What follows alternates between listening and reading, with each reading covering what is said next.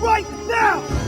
I've watched probably 100 different movies and documentaries and read books about Vietnam. So for this particular game, it didn't take me more than a couple of seconds to sort of get it, to understand what the game was. And what I had to do was just make a determination if I thought there was a seriousness of purpose in the game creators, or enough attention to detail so that it wouldn't be disrespectful to the veterans who are still alive who will be aware of these games. But they were able to, within a few words, just set the context of what was going on, and that was enough for me.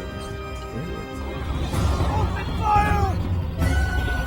It's almost as much of understanding what the relationship of the character is to the player as much as it is who the character is within himself and what his kind of life and his story is. It's almost like when you're in there, you are trying to put yourself in the mindset of a soldier.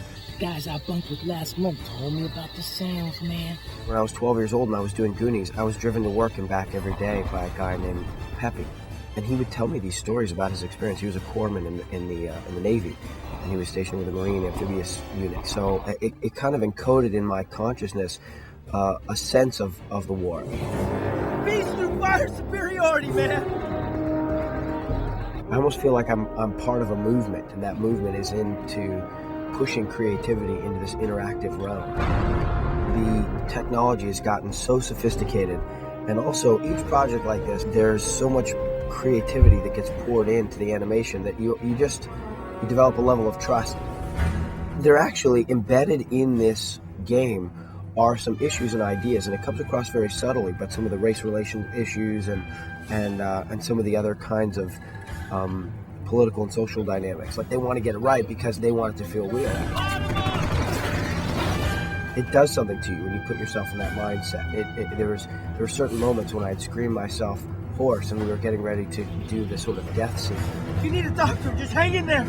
I have a friend who's a veteran who's my age, and he loves them. He just lives and dies by these games. He absolutely loves them. And I look forward to calling him and saying, like, hey, I did this thing. He'll think it's cool.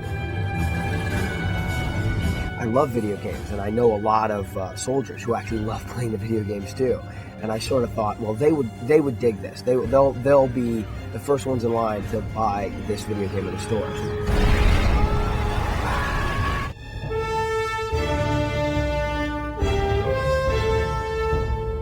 Rated M for mature.